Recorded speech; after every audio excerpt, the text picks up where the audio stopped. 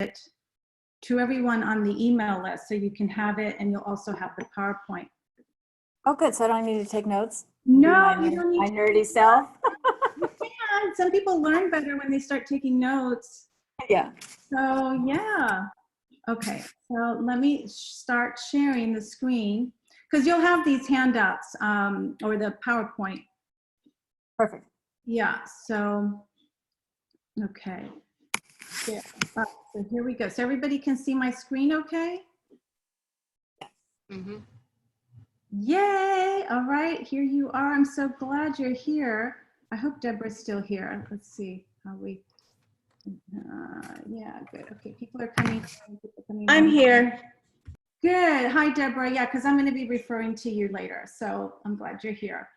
Hi, everyone. Oh, my gosh. Thank you for joining me. I've been teaching Ayurveda for yoga teacher training and doing some other talks. And my voice is like starting to like go out. So I've got my teas, my juice, and I've got my lozenges, and hopefully I'll make it. But this is a short workshop. But thank you so much for coming. I hope everyone is doing well. I hope everyone's safe. Everyone looks safe. This is quite, you know, strange times that we're in. And I wanted to do this workshop because I hear a lot of information going out there on what to eat and what to take and what supplements and so on. But we don't talk enough about the energetic component, what goes on in our mind, and how things that come in through our senses affect our mind and therefore our immunity. So taking care of our senses, although in the physical sense, will also strengthen our immunity. From a physical perspective, there's also the more subtle energetic perspective of what happens in your mind. So I wanted to discuss that a little bit. And let me get started first by, well, maybe you guys heard of the mantra I was playing in the back. And mantra, as you'll soon find out, is very, very important. It is said that music has the power to heal, to calm mind, to calm the mind. And I'm sure we've all experienced that, right? We've all listened to music that has calmed us. We turn on music and we feel better, happier. And when we combine mantra, sound, and our own chanting, we amplify that effect by 1,000 times. The sound, the vibration of our own voice send these healing vibrations to our entire body. So mantra in Ayurveda is so important. And if you can listen to it and also chant it, it really helps to heal the body from an energetic perspective. So soon you'll find out why. Okay, so I'm going to turn off my phone because I've been getting lots of texts all of a sudden. Okay.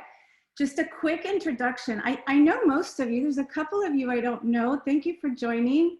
My name is Annette Schellenbarger. I'm a registered nurse. And up until about 4 years ago, I was at the bedside, meaning I was in a hospital setting, and I left nursing. I still keep my license active, but I'm a full-time Ayurvedic practitioner. And Donna is upside down again, which is, I'm also a Panchakarma technician and a certified massage therapist. So when I decided to be an Ayurvedic practitioner and touch people, I realized by law, I had to also get my massage license, hence the massage therapy license. But I love it. I love what I do. And I see I have a colleague here as well, Deborah, so I'm glad she's here. It feels nice to have colleagues and friends. You know, although I teach Ayurveda as part of yoga teacher training, when you do I haven't done a workshop like this in such a long time. It's a little bit, you know, unnerving, especially, I like it when people are around me because I can feel their energy, and over the interwebs, to feel everyone. Anyway, here we are.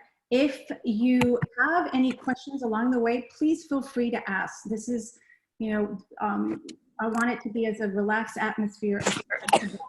If there's something you don't understand, please ask. You might hear terms. I'm going to try to keep it as plain and layman's terms as possible, but you might hear a few Ayurvedic terms for those of you that are new to Ayurveda that you might not have heard before. And if that's confusing to you, just let me know. You know, I'll try to explain the best I can. Okay. So yeah, all right. So right now, unless you have any questions, there's a little button off to the left. You can mute yourself. Press mute. I don't know how to mute it.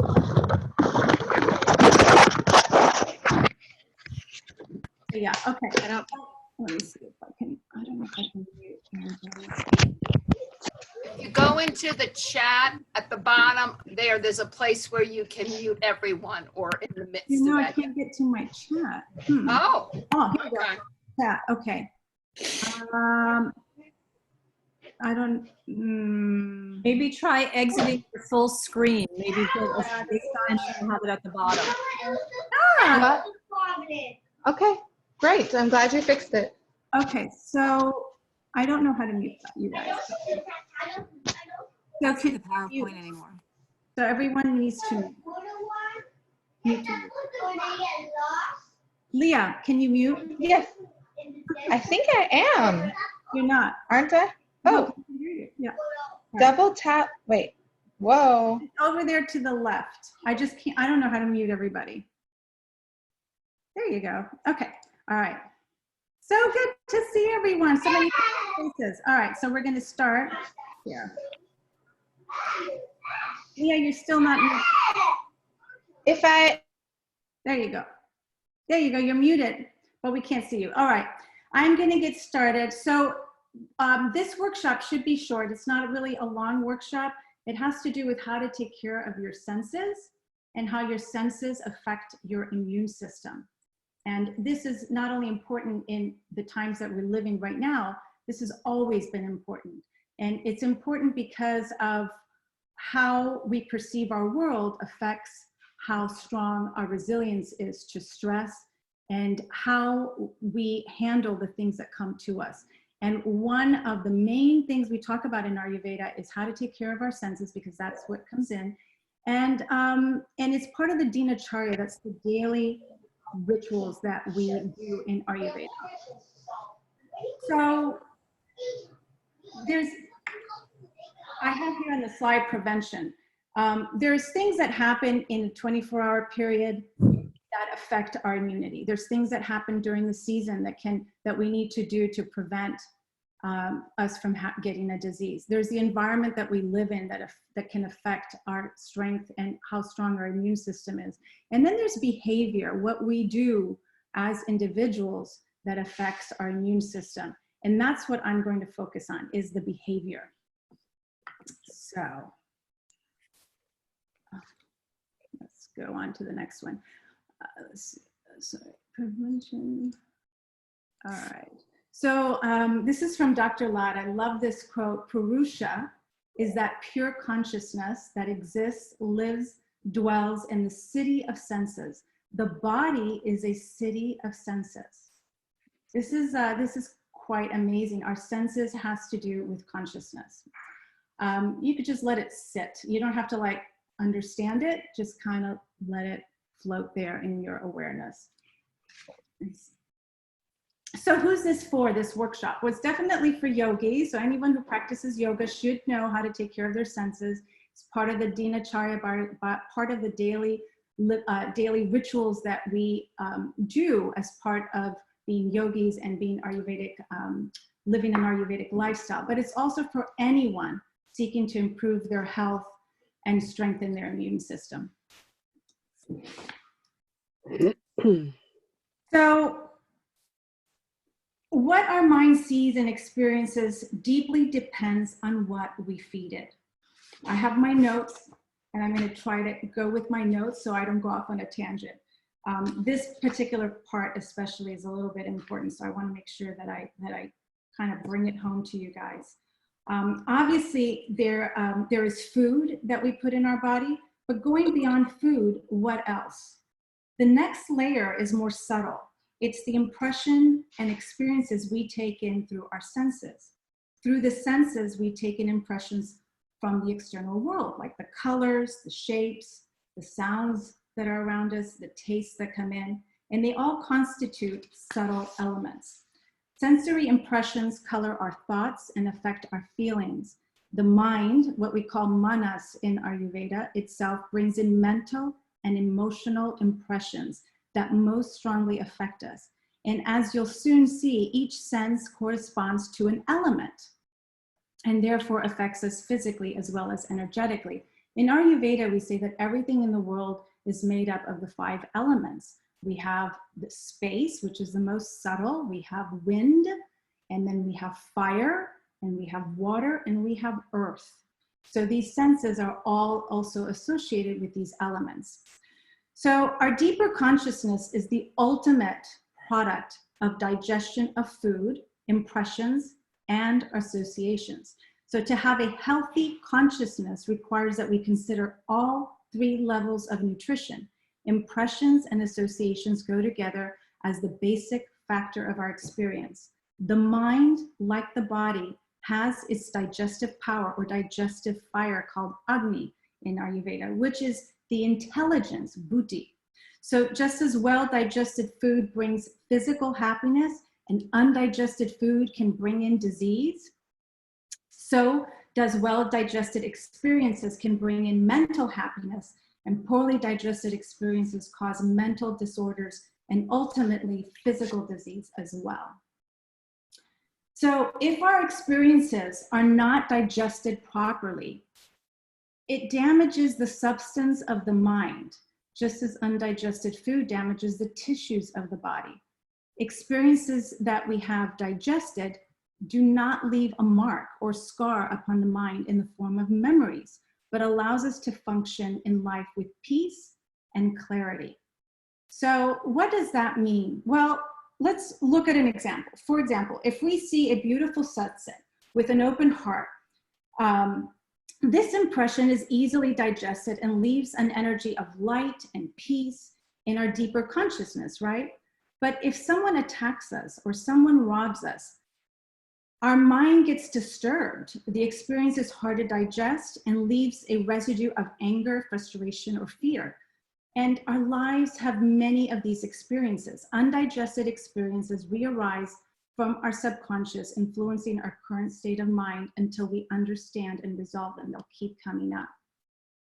So how our senses gathers input, information, digests this input, then sends the analysis to your brain is very much dependent on how healthy and balanced your senses are. So in this workshop, you'll learn techniques to take care of your senses. Why is this important? Well, especially today, we're gathering information that's coming to us from the media, from others. How we interpret this can really raise our cortisol levels, leave us in a state of fear and anxiety, causing us stress. And then we'll see the physical effects over time, high blood pressure and insomnia. And, we might end up on antidepressants. I can't tell you how many people are seeking medication right now. And I've had many clients come to me and say, before I get on medicine, what can I do from an Ayurvedic perspective? So, and it's not just because we're in a pandemic. This is life. Life has its ups and downs. So how we are able to perceive our world is very important in strengthening your physical immunity as well. Because 2 people can be having the same experience, but not really. They perceive it in a different way. So what I'm going to cover here is just basically how to take care of your 5 senses, what they're associated with from an energetic perspective, and easy things you can do on a daily basis that when you continue to do them every day, there's a cumulative effect of strengthening the energetic component of your body, your subconscious, as well as energetically and as well as physically. So there's this, with everything in Ayurveda, it's all compounded. It's not just do it once and you're done. It's every day you see it's Ayurveda works very, very subtly and slowly, but over time has major effects, positive effects. Okay, so let's go into the next slide. Any questions up to now? I know that was a little bit heavy. Any questions? All right, you all good? You're with me? Okay, great. So the first sense is our vision. Now, in Ayurveda, vision is associated with the element of fire. Fire is how we digest information, how we perceive the world. What comes in through our eyes, we digest it, send the message to the brain, and then we act. Too much from a physical perspective, too much fire in our eyes can cause redness, burning, and dryness. Too little fire can cause us to lose our vision or have poor vision. So when we're not taking care of our eyes, and we're, let's say, on the computer for 5 hours straight and we don't take a break, you know, we're doing things, we're taking in impressions that are not, that are maybe ugly, or that something that's like you're seeing a robbery or a murder, like you're watching a movie and you're seeing something horrible. Well, that impression will leave something in your subconscious. So making sure that you're watching things that are pleasant, especially during this time, is very, very important. But now we're also going to talk about how to physically take care of your eyes as well. So on a daily basis, what I like to do is I always wash my eyes out in the morning with rose water. That's my go-to. And can you see this little cup? This is an eye cup. You get it from Amazon. It's glass, and I stick it in my dishwasher and it disinfects every night. So I use rose water. So I fill it up halfway with rose water and filtered water. And then I just make a seal over my eye and lift my head and blink, blink, blink several times and throw it out, put fresh rose water and filtered water, and I repeat on the other eye. And I tell you, because the eyes hold a lot of what we call pitta dosha, fire, this is a great way to clear the eyes, refresh them, keep them youthful. And if you are someone who is on the computer a lot or is reading a lot, this is something that you can do this any time of day. It's fine to do it more than once a day. Another thing, if you have like a little bit of conjunctivitis, or right now we have a lot of allergy season right now, especially here in Florida. My goodness, everything is blooming, and I'm used to the climate here. There is a decoction that you can make. Has everybody heard of triphala, by the way? Yeah, good. It's a powder. It's tridosha. It means it's good for all the doshas, vata, pitta, kapha. It's 3 fruits, and you can purchase it like from Banyan Botanicals. So what you can do is you take a pinch, just a pinch, or 1/8 of a teaspoon, and you put that in 2 cups of filtered water. You boil it for 5 or 10 minutes, allow it to cool so that it's at room temperature. You filter it at least 2 to 3 times, because you don't want any of that grainy stuff getting in your eye, otherwise it'll scratch it, which is why we only use a pinch. And you can clean your eyes out the same way using this cup. You can clean your eye out. And this triphala is a wound, cleanses wounds. So if you have anything going on in your eye with like some kind of a viral thing going on, a bacterial, you can use triphala water like this to clean out your eye. It's incredible, very healing. Then what we also have is triphala grittum, is what we call it, triphala ghee and vidaryadi grittum. So these two, they're medicated ghees basically, and you can use them at night. What you do is you put just a teeny bit, just a real small amount on right at the root of your eyelashes, and you massage it there before bedtime, like right before you're going to go to bed, and you allow that to work its way in as you sleep. Very, very healing for the eyes, moisturizing for the eyes, especially if you suffer from dry eyes.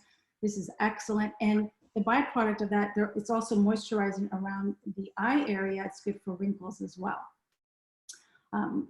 Our eyes are, we have to really take good care of our eyes. So I really want to stress to take care of your eyes, rinse them out. If you need to get triphala grittum, Kotakal is a great company that makes traditional Ayurvedic formulas. They're excellent, and you are able to get them here in the US. So they're really good. And most of their formulas come from the ancient texts. So I have a question. Yes, thank you. About that rinsing out the eyes, one thing that always concerned me is introducing an infection Mhm. the eye, either through like the rose water. Is that purified, and how do I keep Right, right. So you want to get, but think about it. If you go in your pool and you're swimming, you open your eyes, right? right? So, or you're in the ocean, same thing. So you want to use really a good rose water that you can trust. This is a good heritage, this one right here. Whole Foods carries it, is Okay. really good. And then I use filtered water. So I don't use tap water. Okay. Even though technically when we're showering, right, it goes into our eyes. That's right. But I use filtered water. And then I disinfect the cup every day in my dish. Okay. And then I use it the next day. And I actually have two. So I always have one ready to go and one's being washed. But that's just me. But all you need is one, because you could just disinfect it every night. All right. Thank you. Yeah. And when the trifala, when you make that decoction, make sure that it's cooled down and it's at room temperature. You don't want to burn your eyes with, putting anything too hot. All right.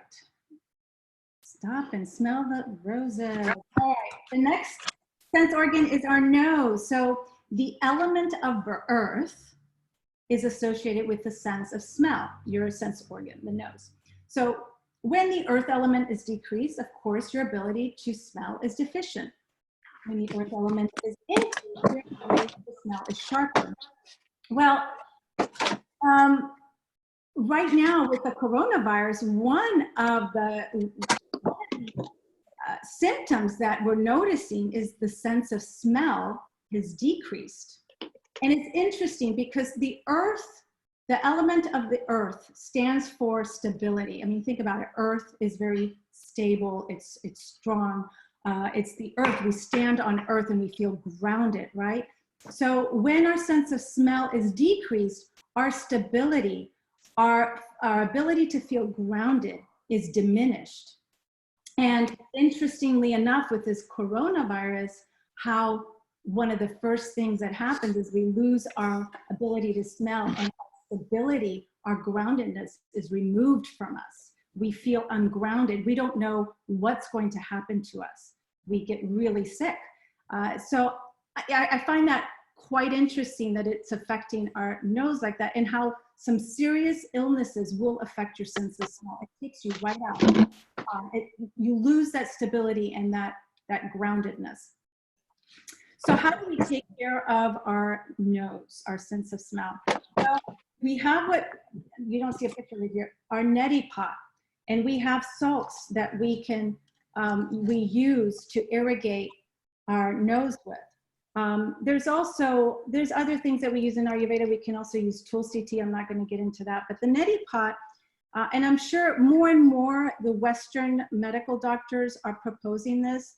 My husband, who, for example, suffers from a lot of sinus infections, his ENT doctor said he needs to do the neti pot twice a day, but he uses it with also a specific medicated rinse. So it does work. If you are in a lot of pollen, if you are in a place that has a lot of pollution, if you've done yard work, if you're in a place that has a lot of toxic fumes, definitely use the neti pot. But you only need to use it about once a week or twice a month, really. And for myself personally, I don't use it that often. I use my nasya oil. But right now, if you are already congested and you are already sick, do not use your neti pot. This is for prevention only. This is not once you're sick, because this can cause you to have an ear infection if you are already sick. It clogs everything up. This is only for prevention. So we use this for prevention. So when we know that there are seasons like fall and spring, when there's more pollen in the air, when you know that you're going to start getting sinus issues, for prevention, start using your neti pot on a, you can use it daily if you want, or at least several times a week, but always use nasya oil or some kind of oil lubricant afterwards. And the reason for that you want to use the oil, besides all the wonderful benefits that I've listed there, is because what happens when we use neti pot, it dries up our sinuses. And we have little tiny cracks in our mucous membranes that we can't even see, but it's an opening, and it's exactly what pathogens require. A virus, a bacteria needs a point of entry. And so it needs a crack in the skin or in the mucous membrane to enter it, to be able to go into the circulatory system. And then it goes immediately to the lung, right there, right? So we always want to put Nasya oil, some kind of an oil in there to lubricate. It helps put a barrier to bacteria, virus, and it also helps keep that from cracking. Now, some of the other benefits with Nasya, they prevent and treat ear, nose, throat, and head issues. So a lot of people who have suffered from migraines and sinus issues, it's great for that. It prevents brain and balding, prevents headaches. I have a lot of clients who use the Nasya oil. When they started using the Nasya oil, no more headaches. So I'm, you know, firsthand, I know that it works. It alleviates stiffness of the neck, head, and shoulders. It's great if you have TMJ. I mean, in Ayurveda, we say if you have TMJ, you need to be using Nasya. It improves sleep. It improves clarity of mind. It prevents dark circles under the eyes. So because it just lubricates this whole area. It improves your sense of smell and speech. So again, you become more grounded. And it eliminates vitiated doshas, which means it balances all three doshas, in particular, kapha dosha. And kapha dosha has to do with with the lungs and anything to do with the head. And like, you know, right now with flu season, the virus, it affects our lungs. It's kapha dosha. It starts with kapha dosha and then turns into a vata situation. So Nasya is the go-to. Any questions? No? We're good? Okay. So Annette, Yes. so how do you use Nasya oil? Yeah, oh, I'm so glad you asked. Okay. So, so what you do is, like I make my own Nasya oil here. I make 3 different types. And I'll answer your question because that was the segue. What you do is you see it comes in a dropper, right? And all Nasya pretty much comes in droppers. Do you see that? All right. So you take your dropper, you put 2 drops in the palm of your hand, scoop it with your pinky, and inhale as you massage inside your nostril. And inhale so that it goes up. You don't want it to go back. You don't want to necessarily, you might feel it in the back of your throat, but you want it to go up. And you massage it. Dr. Laws says when you massage the nostril, I think somebody has to get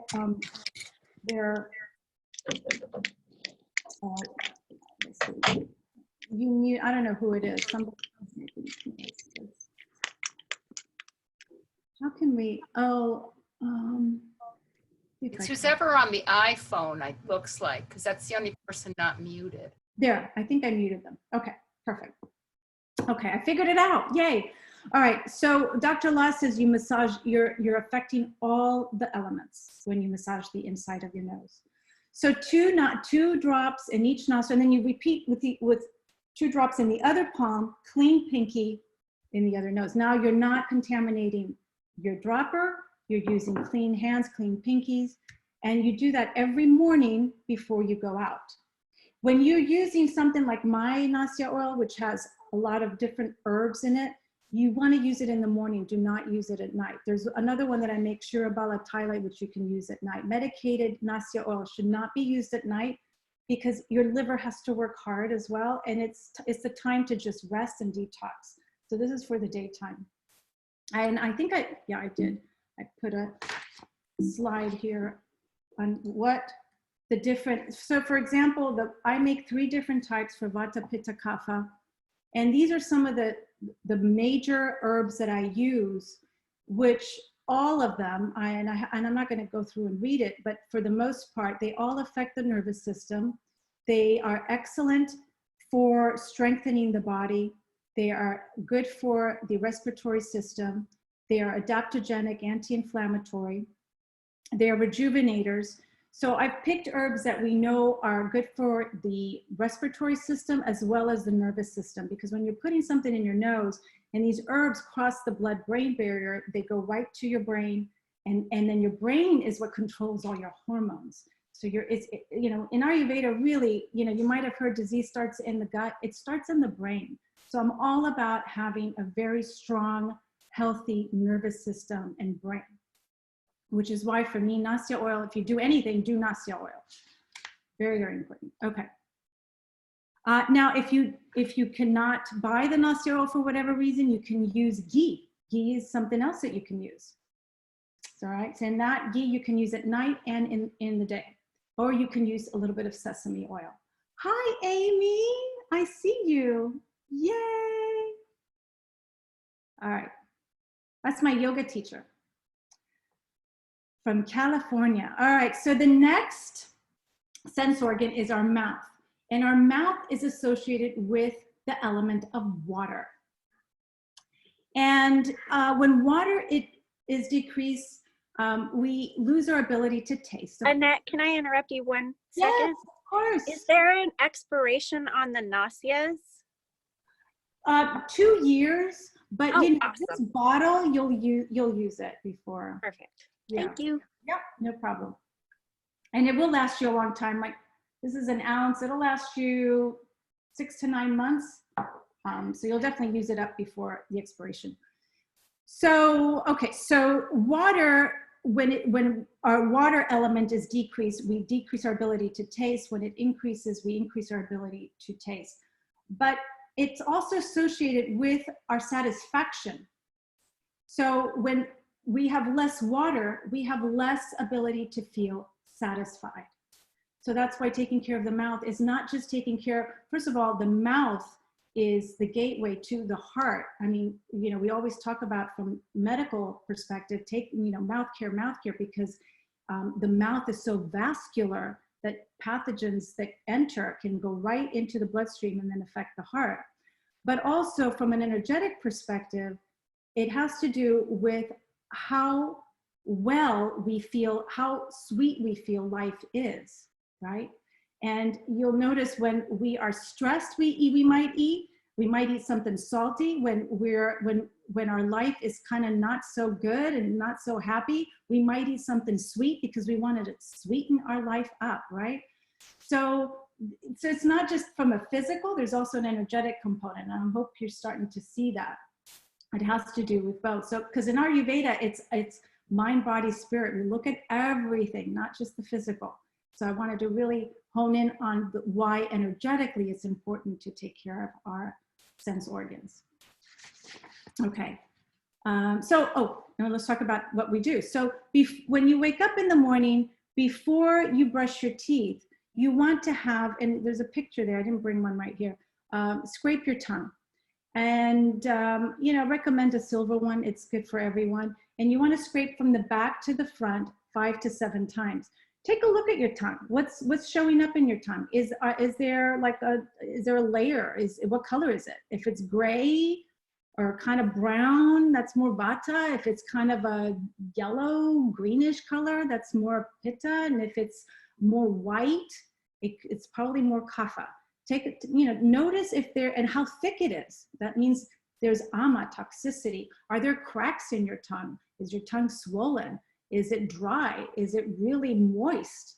Notice what's going on, because everything that's happening in your digestion will show up in your tongue. And even things that are happening in individual organs will show up in your tongue. And if you have questions, well, a good Ayurvedic practitioner can help you with that. You can even send them a picture and they can tell you what's going on. All right. So moving on. The body of one who uses oil massage regularly does not become affected much, even if subjected, yes, to accidental injuries or strenuous work. By using oil massage daily, a person is endowed with pleasant touch, trimmed body parts, and becomes strong, charming, and least affected by old age. In other words, the number one anti-aging is Abhyanga oil massage. Very, very important. This is from the Charak Samhita, which is one of the ancient texts. It's been around for thousands of years, and it's worked. So Abhyanga. Abhyanga is oil massage, basically, and it has to do with taking care of the sense of one of our sense organs, which is our skin, our largest organ of our body. and it's associated with air. So when air is deficient, we're unable to feel and sense, right? It's decreased. When we're unable to hold on to things physically and energetically. So the drier we are, the less likely we're able to really feel and grasp what is happening around us. And that has to do with, associated with the Vata dosha, because air is one of the elements that makes up Vata dosha. And yes, in fact, you might notice that a lot of people right now are not able to grasp what's happening. Their Vata is out of balance. So they feel ungrounded, and physically and energetically, they're not able to like really capture what's happening. So one of the dinacharyas, one of the daily rituals that we have with Ayurveda and taking care of the 5 senses is to oil our bodies daily, whether before or after the shower. You can do either. If you tend to have very, very dry skin, you can put oil afterwards. Just make sure that your body is really dry. Don't put oil on wet skin. And, and just just don't put too much oil if you're going to get dressed, because then you might get it on your clothes. And sneha, which is oil, it means love. So you're loving yourself. And that's another form of self-love, especially right now. We need to really love ourselves right now. And some of the benefits, I listed them here. There's so many benefits, and these are backed up by science as well, because as a massage therapist, there's scientific evidence to this as well, what massage does. But even more so when it's done with appropriate oil. It improves sleep. It aids movement of the lymphatic system and helps the body eliminate toxins. So that's very important in making sure that we're strong, that our immune system is strong. Our lymphatic system needs to move. And for anyone who has a lot of kapha, I recommend that you skin brush before. And you might not need as much oil, but either way, you're massaging. Whether it's with your hands or whether it's with a skin brush, you're massaging. You're moving the lymphatic system, making sure that we're able to excrete the toxins. You're improving the circulation, you're lubricating your joints and your muscles, you're toning the body, you're softening the skin, and you're pacifying all the doshas, and in particular Vata and Pitta, which is really high right now with everything going on. And it improves your digestion and elimination, making sure that you are disease-free. And it's definitely anti-aging, as we saw. So, any questions? Yes, Donna. You brought up the dry brushing. Do you just recommend that for kapha people or for all the doshas? You can I'm very Vata, but I still skin brush because I want to move the lymphatic system and get the dead skin, but I'm always putting oil as well. So, but you don't have to. But, right now with the change of season, we're in spring, we're in between seasons, and with everything that's happening, we want to move the lymphatic system. So I recommend skin brushing. Do everything you can to move the lymph, which is why, even the doctors are saying, like, walk, exercise, move the lymphatic system. And also, of course, it helps with our mental health. Annette? Yeah. So you said not to apply oil to wet skin? No. Why is that? Oil and water don't mix, and we want to be able to absorb the herbs. Usually with Abhyanga, we have medicated oil that we use. So we want the herbs to be able to absorb, and the water prevents that from happening. So we don't want that. We want the skin to be dry. I know a lot of people, with oil, water, just, no.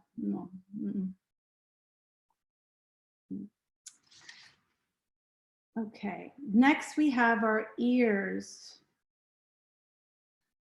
So the ears is associated with space. Space is the medium through which expression flows. When space, ether, is increased, our ability to hear and express our ideas increases.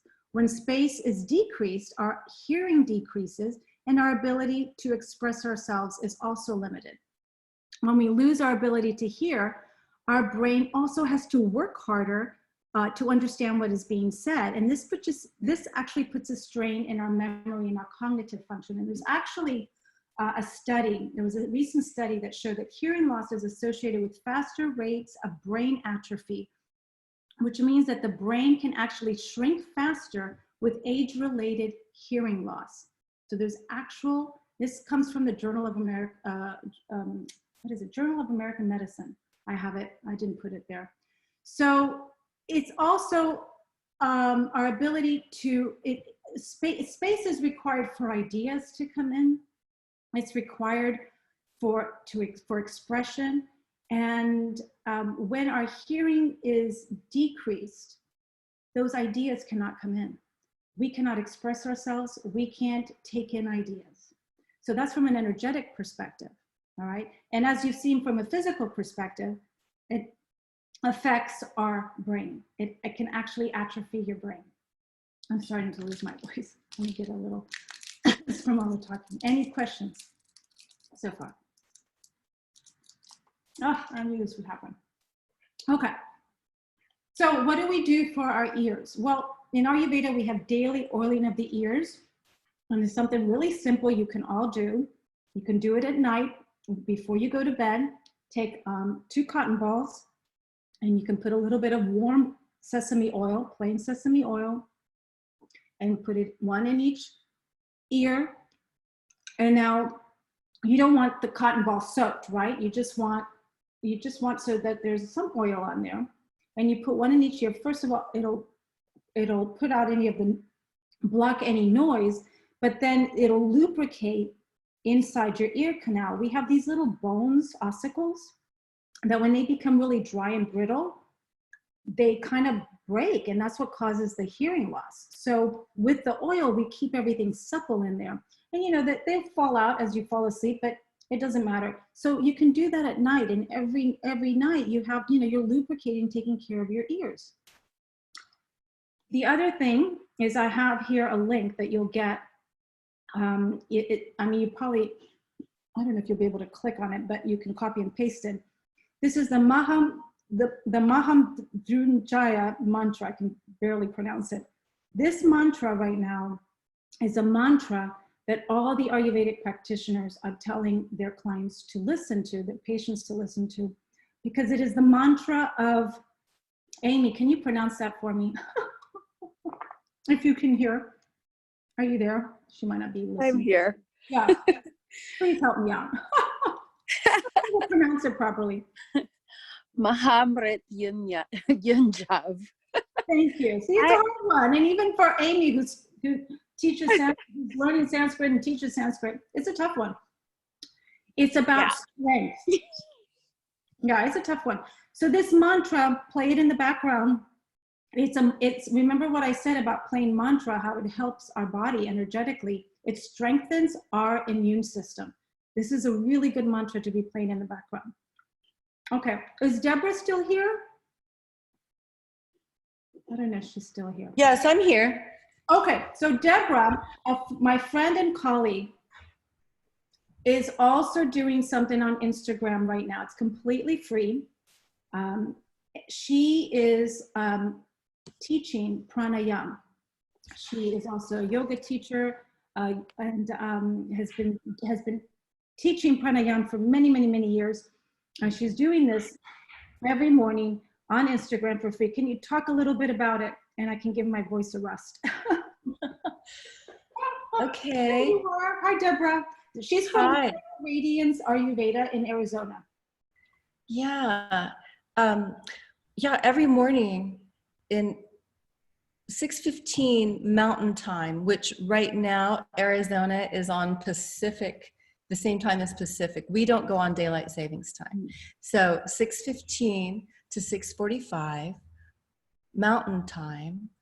And what I'm doing, it's Instagram Live and also Zoom. I'll put the Zoom link up here as well. I'm doing both.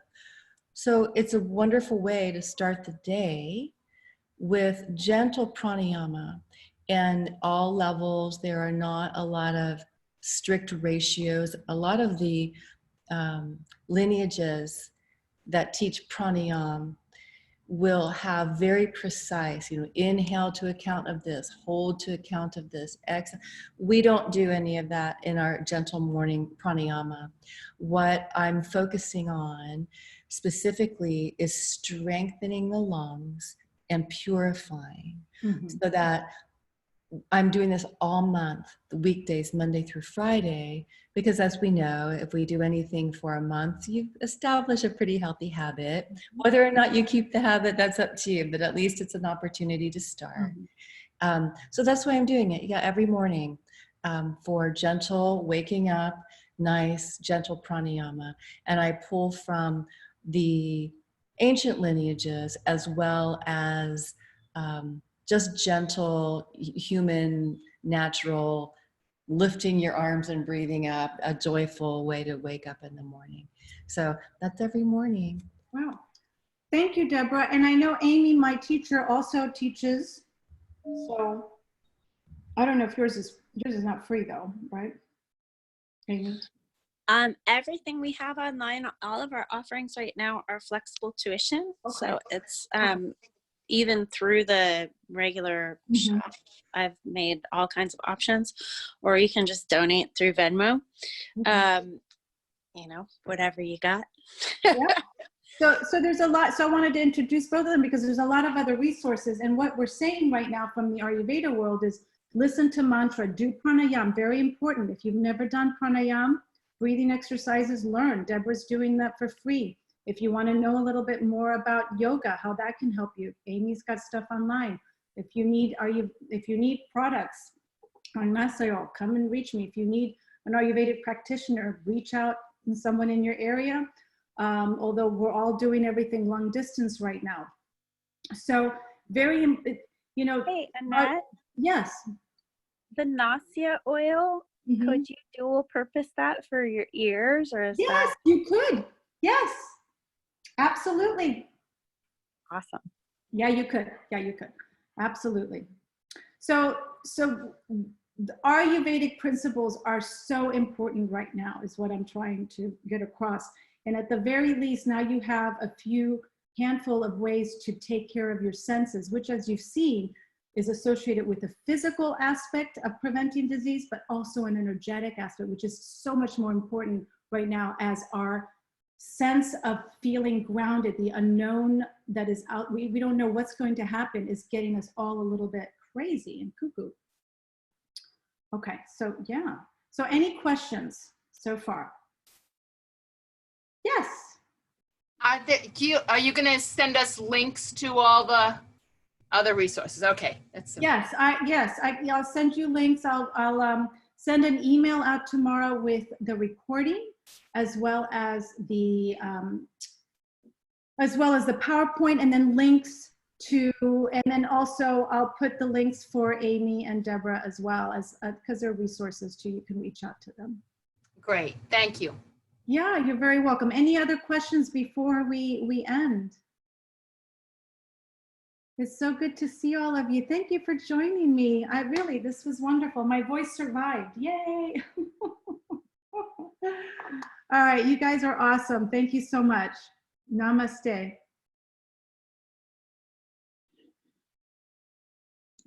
Thank you, Annette. Oh, so good to see you, Holly. Thank you for joining. I hope you learned something today. Oh, yes, I did. I'll be calling you. All right, wonderful. Thank you. All right, take care. Bye, everyone. Thank you. Oh, hola, ¿cómo estás? Oh my God, how are you? Thank you for joining. We have to catch up. Yes, so great. Thank you very much. I'm very proud of you.